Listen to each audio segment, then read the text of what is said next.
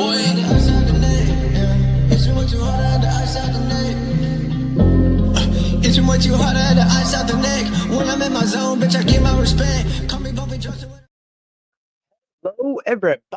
Welcome to another edition of the Breakdown series at Texas Sports World. I'm your host, Ethan, and we have a lot to discuss today. Right now, we are going to be getting into Ohio State. If you want to go check out our Alabama breakdown that Isaac did the other day, feel free to check that out. I'll try to put that in the comments below so you guys can all go see that as well. Like I said, today, I'll be breaking down Ohio State. We're going to be talking about coaching changes, transfer portal additions, where the roster sits, players who left, players who came back, and things of that nature. That way, whenever you go see him play, you won't be too surprised about the names you hear. Now, to start this off with, I'm very confused about why this team isn't kind of the consensus number one. I get it. You lose Will Howard, you lose CJ Donalds, or not CJ, you lose Will Howard, you lose Travion Henderson, you lose Quinshon Judkins, you lose Jack Sawyer, JT Tuamiliau, or however you say his name, and you lose Denzel Burke. You lose a lot of guys to the next level. Now, with that being said, you also return a lot, and you also got a lot out of the portal. To start with, this team is still led by Ryan Day, entering his 7th year. Is he going to be Michigan this year? We'll see. He's got to shake that curse. He's got to shake. Now he goes and wins a national title, but knowing the Ohio State fans, they really just want to see you beat Michigan. I get that. Next up, you got offensive coordinator Brian Hartline. He's calling plays now. I think he was the receiver coach there. I think you're going to see the evolution of the offense kind of go towards that now that you don't have two running backs that totaled 2,000 yards in your backfield. Now, granted, CJ Donaldson is very, very good. I think he's going to fit well at Ohio State. But ultimately, you have guys like Jeremiah Smith. I don't need to go too much into that. Jeremiah Smith is him. He's that dude. So Jeremiah Smith, Brandon Ennis, let's see, who am I missing here? Jeremiah Smith, Carnell Tate, and then for depth guys, you got Quincy Porter, and Mylan Graham. At tight end, you got Max Clare, who's one of the top tight ends in the transfer portal and in the country altogether. I think that those collection of guys kind of point you in the direction you want to get your guy. You want to get your stars the ball. You want to get your guys that can get first downs, that can score points. You want to get them the ball. And I think with Brian Hartline being a receiver in the NFL and being a receiver coach at this level, I think that he brings an element to the offense that's going to force this team to kind of spread the ball a little bit more. And I think that is that in and of itself is going to bode well when you play teams like Michigan. So, and because Michigan had issues. We'll get into Michigan later, but that group of guys, I think, is going to be very well put together. It's very well put together, and I think Brian Hartline, if he can get those guys the ball, they will score points. Let's see. So in the transfer portal, you add Ethan Onyema from Rice, projected left tackle starter, 6'6", 345. That's a big dude right there. He comes from a Rice program that struggled in the past, but he was one of the bright spots on that offensive line. And then you bring in Phillip Daniels, who's projected to be the right tackle, transfer from Minnesota. I think those two guys are going to be the bookends at Ohio State that is really going to keep that offense humming. I mentioned CJ Donaldson. He has about 2,058 yards over 3 years. He's more of a power guy, downhill runner. And I think that kind of bodes well also for Ohio State. Playing in the Big Ten, playing in that type of conference, you want to add a guy who has a little bit of physicality. Next up, I mentioned Max Clare, the top-ranked tight end tight end out of the portal. 51 catches last year. Really solid guy. Was a guy that Texas was interested in. Ultimately, picks Ohio State, and adds another weapon to that arsenal that Julian Sayin is going to have to throw to. Now, a lot of the question marks around Ohio State kind of around Julian Sayin. Yes, he's a question mark. He's also a 5-star prospect. He's sat behind Will Howard. He did his time. I think he's going to come in. He may struggle a little bit. He may have some ups and downs, but you don't need him to be that great when you have guys like Jeremiah Smith, CJ Donaldson, Max Clare. The list goes on. guys I've mentioned.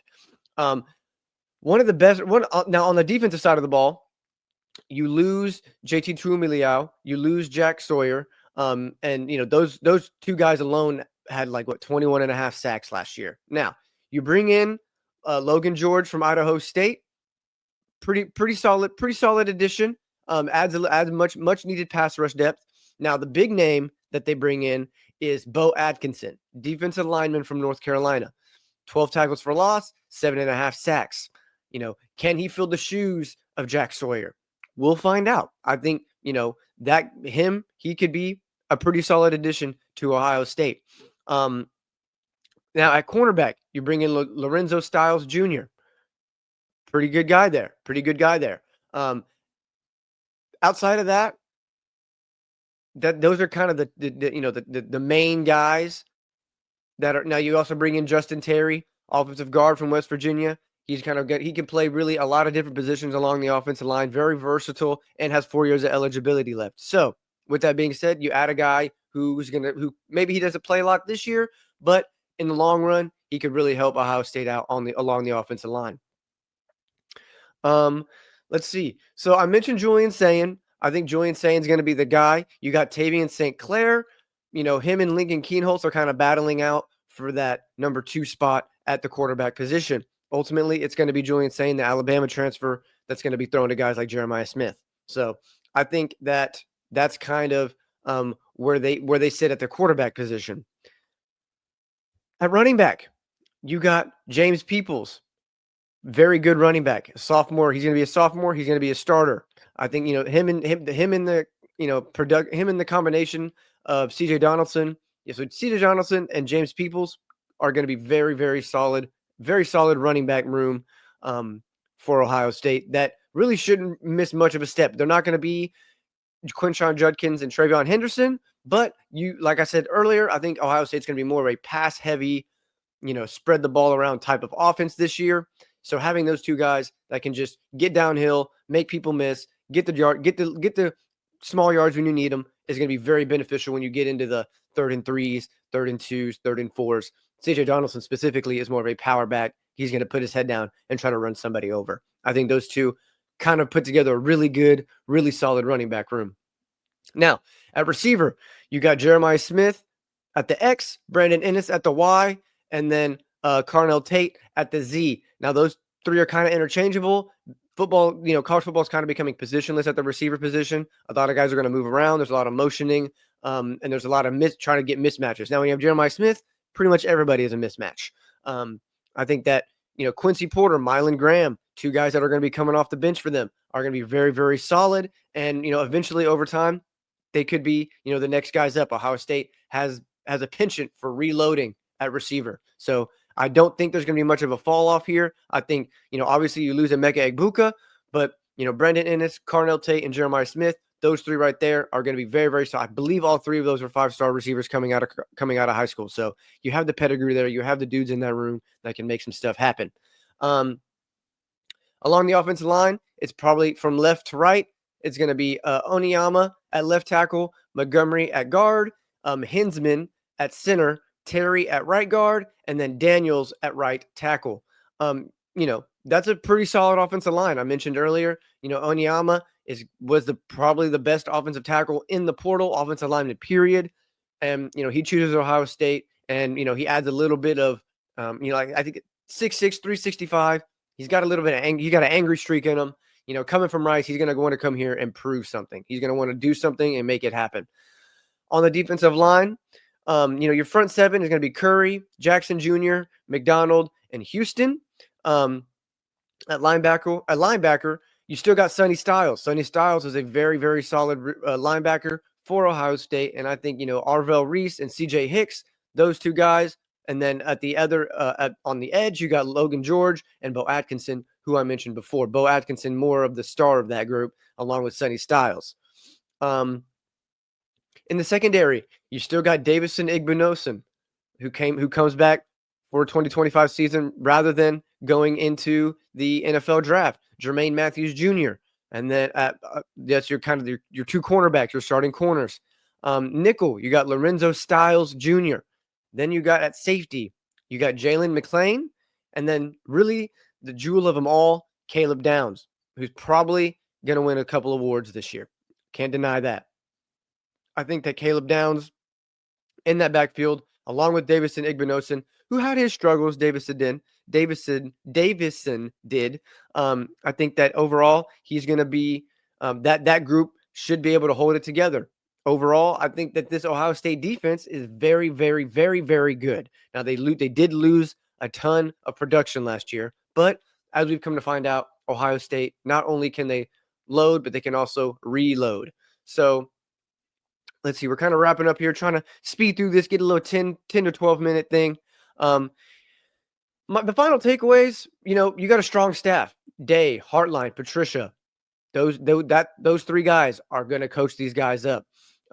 You added guys at positions of need at offensive line, defensive line, running back, and tight end. All of those guys you brought in are going to be starters. Ultimately, I don't think there's a position battle at quarterback.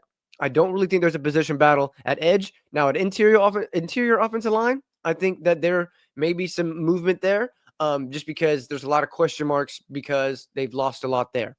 I think that they're going to be a lot more. They're a little bit younger. They are a little bit younger. They are going to have some ups and downs, especially with Julian Sayin at quarterback. But ultimately, this is still a team that's well constructed, probably one of the best in the country, and ultimately, they're still in they're still in the CFP contention. That's just the truth. And ultimately, in my opinion, they probably should be ranked the number one team in the country until proven otherwise. You don't go. I get it. The question marks at quarterback. You lose two 1,000-yard running backs, but ultimately, you still have Ryan Day. You still have Hartline, and you bring in an NFL pedigree and Matt Patricia. So this is a team that's going to be very, very good. I know I kind of sped through that a lot, so I personally probably need to do a little bit more research on them as well. There's no denying that. But from what I saw, from what I've seen, from what I was able to garner from the research I did, this is still an Ohio State team that's going to be one of the top in the country. Ultimately, there's no denying that they lose a lot, but with their production that they get from the transfer portal, with the guys they brought in at positions that they need, this is going to be a team that is going to make a run, make a run for the college football playoff and try to go back to back. I do believe that. If you guys have any questions, if you guys have any comments or concerns, let me know in the comments below, and we will be back for another quick bang, bang, hello, good night breakdown. So come hang out. Let us know what you think. Next up, we're probably going to have a couple more. Isaac's going to do another one. I'll do another one. We're going to try to get these out as much as possible before the season starts so you guys are in the know. So, yeah, let me know what you guys think in the comments below. I appreciate you for hanging out. Later. I ain't with that beefing on the net. Tell me what's next. Tell me what's next.